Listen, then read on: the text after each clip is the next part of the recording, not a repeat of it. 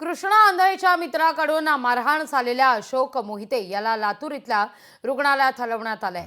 डोक्याला गंभीर दुखापत झाली असून 8 टाके पडलेत। त्यामुळे खबरदारी म्हणून लातूर रुग्णालयात मोहितवर उपचार सुरू करण्यात आले। सरपंच संतोष देशमुख हत्या प्रकरणातील बातम्या का पाहतोस असा जाब विचारून आरोपी कृष्णा आंधळेच्या मित्रानं अशोक मोहितेला मारहाण केली आहे। या मारहाणीत अशोक मोहिते गंभीर जखमी झाला होता। अंबाजोगाई रुग्णालयात उपचार झाल्यानंतर त्याला लातूर या ठिकाणी हलवण्यात आले।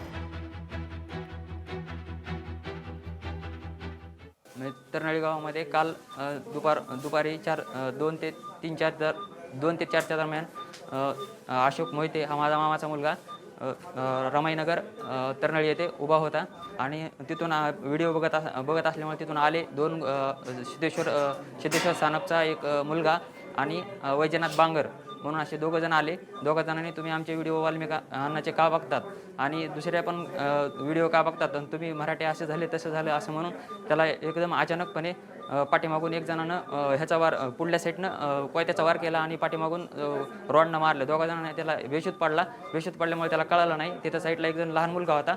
आरडल्यामुळे मग सगळे माणसं जमल्याच्या नंतर आम्ही पळत गेलो तिथं काय झालं म्हणून। आमच्या समोरासमोर त्याच्या डिस्कवरची लाल गाडी होती, त्या गाडीवरून ते 2 जण पसार झाले तिथून आणि पुन्हा आम्ही त्याला दवाखान्यात घेतला। आम्ही पुन्हा लक्ष दिलं नाही। रात्री 11 वाजता सुमारास ते आपल्या हॉस्पिटलला ॲडमिट झालेत।